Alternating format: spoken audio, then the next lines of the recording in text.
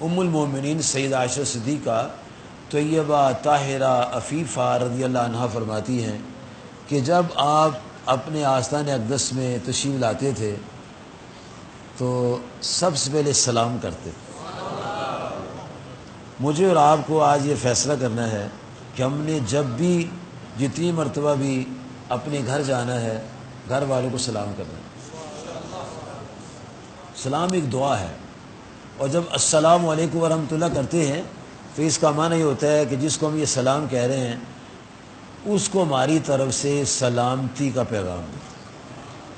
السلام علیکم ورحمۃ اللہ وبرکاتہ. اچھا، پھر اس کے بعد آپ مسواک شریف فرماتے تھے. پھر اس کے بعد آپ گھر کے کام کاج جو تھے اس میں شامل ہو جاتے تھے. پھر اس کے بعد ایسے گھڑی چل رہی ہے، اتنے میں اذان شروع ہوتی ہے. تو ام المومنین سیدہ عائشہ صدیقہ طیبہ طاہرہ رضی اللہ تعالی عنہا فرماتی ہیں کہ آپ صلی اللہ علیہ وسلم نے جو چیز پکڑی ہے وہی رکھ دیتے تھے کہ اب اللہ کی آواز آ گئی ہے، اب اور کوئی کام نہیں کرنا.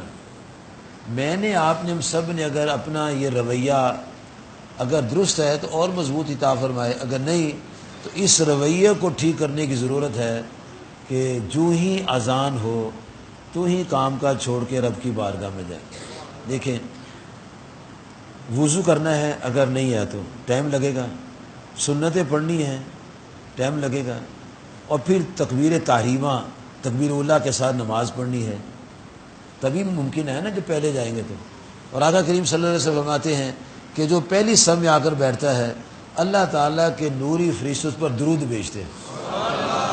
اب پہلی صف میں تبھی آ کے بیٹھ سکتا ہوں جب ٹائم پر آؤں گا. اب میں اگر آتا ہوں مثال کے طور پہ کہ 1:30 بجے جماعت ہے ظہر کی، تو میں 1:30 بجے مسجد میں آتا ہوں، وضو کرتا ہوں تو سنتیں بھی رہ گئیں، 1-2 رکعت بھی رہ گئی. کوئی عذر نہ ہو، مجبوری نہ ہو تو آدمی کو اپنے معمولات میں اس بات کو پختگی پانی چاہیے، حاصل کرنی چاہیے کہ جو ہی اذان ہو سارے کام آف کر دیں. پھر دیکھیں کتنی برکتیں ہوتی ہیں.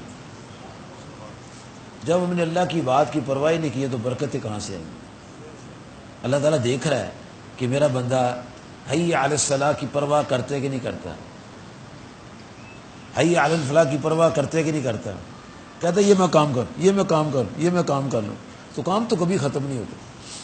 کام کبھی ختم نہیں ہوتا، بندے ختم ہو جاتے ہیں، کام نہیں ختم ہوتے. تو جس نے قدر کی ہے اس عبادت کی اس نے اللہ کی بارگاہ میں مقام پایا. آقا کریم صلی اللہ علیہ وسلم آ جاتے تھے اور پھر نماز پڑھتے.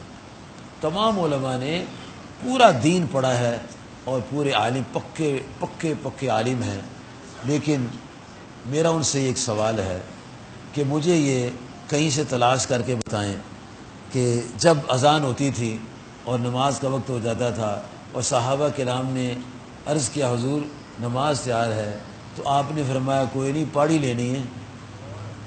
کوئی ایک روایت مجھے تلاش کر کے دیں.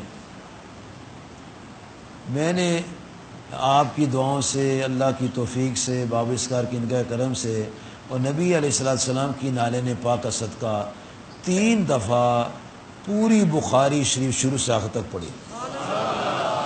وہ تحصیل الباری شرح بخاری لکھنے کے لیے، لیکن مجھے میری آنکھیں نہیں وہ مقام پا سکی جہاں یہ لکھا ہو کہ پاڑی لینی ہے. ہم کہتے ہیں نا پاڑی لینی ہے، بڑا ٹائم ہے پاڑی لینی ہے. اور میں تلاش کر رہا ہوں ابھی تک.